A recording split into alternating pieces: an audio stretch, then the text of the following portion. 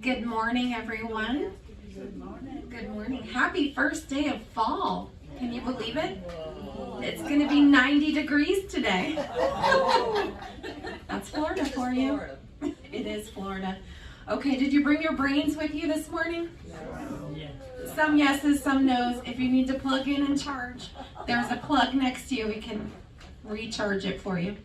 All right, I'd like to welcome back Rebecca Osgood with the Health First Memory Disorder Clinic for class number 3. So we're looking at remembering the people you meet. So kind of remembering names, right? So we're gonna just be kind of briefly looking at how do we learn names, tips for remembering, and then the 7 memory techniques that Dr. Green says can help rev up your recall. All right, so if we kind of look up here, how do we learn names? Well, we pay attention, all right, and do we remember what the AM principle is? Attention and meaning. Yes, attention and meaning. Again, kind of going over why are names, does it seem like names in particular are so hard to learn or to remember? Well, everybody has their strengths and weaknesses. Some people don't have a problem remembering names.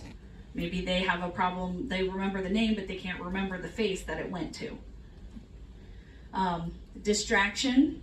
Remember we talked about as we get older, we do have just a general slowing in our cognitive processes. So that includes your attention, that includes your multitasking. We can have changes in our hearing as well. Our attention, we may be a little more distractible. Time sensitivity as well. Whenever you're meeting somebody, hopefully they would take the time to make sure that they introduce themselves and then introduce themselves again. But if you're in a social situation and someone walks by, hi, I'm Rebecca. Hey, I'm Sally. Hey, I'm Joe. Hey, I'm Bob. It's just rapid fire. It's very quick. So you don't have a lot of time unless you force yourself to repeat that name in your head or you write it down. The information, like you said, just kind of goes whoop. Pay attention. Look at that. It's repeated again. And why? Because that's a very key concept. You really want to make sure that you pay attention. You really want to make sure that you hear the information too. And I've already repeated that. You have to be able to get the information in so that you can get the information out. Of course, lead a memory healthy lifestyle, which is what we talked about last week. Be picky. So what do you think I mean, or we mean when we say be picky as a tip for remembering names? Say, for example, you're just meeting me for the first time. And I say, hello, my name is Rebecca. I have 2 cats. One is named Draco, one is named Shadow, which is true. Draco is very fat, even though we keep him on the same diet that Shadow is. You don't really care about my cats, right? So you want to focus on remembering who I am, so you're picky about making sure that you repeat Rebecca. Her name was Rebecca. Rebecca. Okay, that's cool that she has Shadow and Draco, but Rebecca has the 2 cats. All right, so kind of jumping into our 7 memory techniques. All right, so this first one, I guarantee everybody has tried at least once. It is just the standard repetition technique. That is what it sounds like. You just repeat it. You repeat it, you repeat it, you repeat it, and you repeat it until you got it. Practice technique.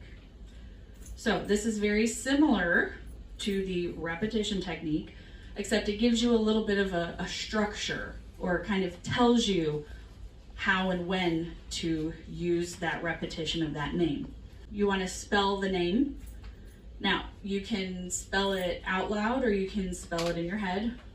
And I always use my name, so people will be like, oh, Rebecca, is that like Rebecca? Is it Rebekah? Is it Rebeka? And so you're kind of going through and you are repeating that, right? Then you can make a comment about it. Oh yeah, I know. I just met another Rebecca who has a fat cat named Draco. Okay. Use it at the beginning of the conversation and then use it again at the end. Action or a link between the name and something you already know, somebody you've already met in the past that has that information or that has the same name, something that's already familiar to you, so that you're not kind of starting from scratch. You can attach it to a memory that already exists.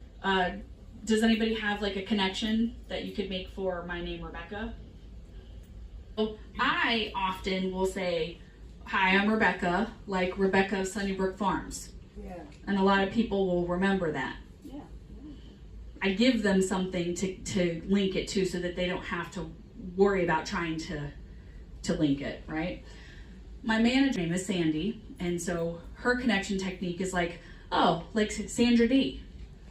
So my connection to Sandra Dee is from the movie Grease, when they start singing. Well, my name is Jane, and somebody will say, oh, I can remember that. And I said, well, just plain Jane. They still look at me like, no. Then I say, you Tarzan me, Jane. That works. This is where we start to get a little, things become a little more difficult, maybe a little more abstract. So we're looking at the snapshot technique. Now this is where we're going to be utilizing visualization, okay? It is a powerful tool for some things, for some names.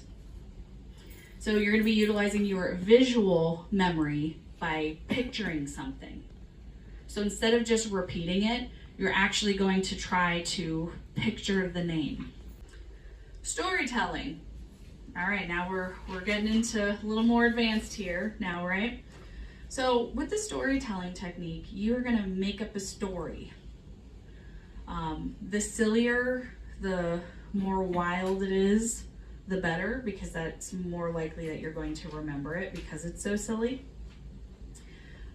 When you're making up a story, you're utilizing your verbal skills, your verbal association instead of visual like we did in the previous technique. We're going to be looking at kind of making in our mind a little movie. We want to try to come up with a movie in our mind. So we're using our visual association, our visual link technique. All right, so this one always makes me giggle.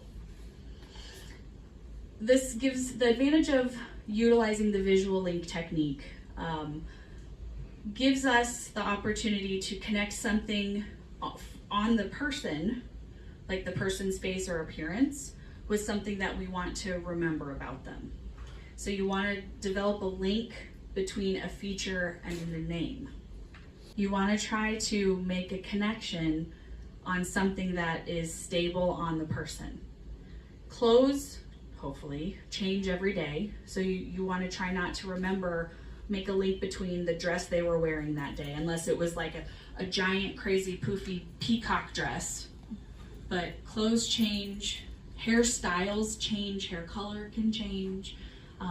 If you can connect something about the person that is likely to remain stable, that's what we want you to try to do. He's always got a smile. Uh-huh. And he's become Jimmy with the smile from day one. I was cutting out pictures and giving them to him. I was seeing your living because I said, look at you. You're in here smiling at everybody. What about Lily Fields? I connected the field with Lady the Flower. Yes. Has anybody heard of spaced retrieval? So there's a technique that speech therapists, occupational therapists, really speech therapists, can utilize with individuals called spaced retrieval, where it helps you try to work on retaining information over time. So basically what happens is you present the stimulus or something you're trying to remember.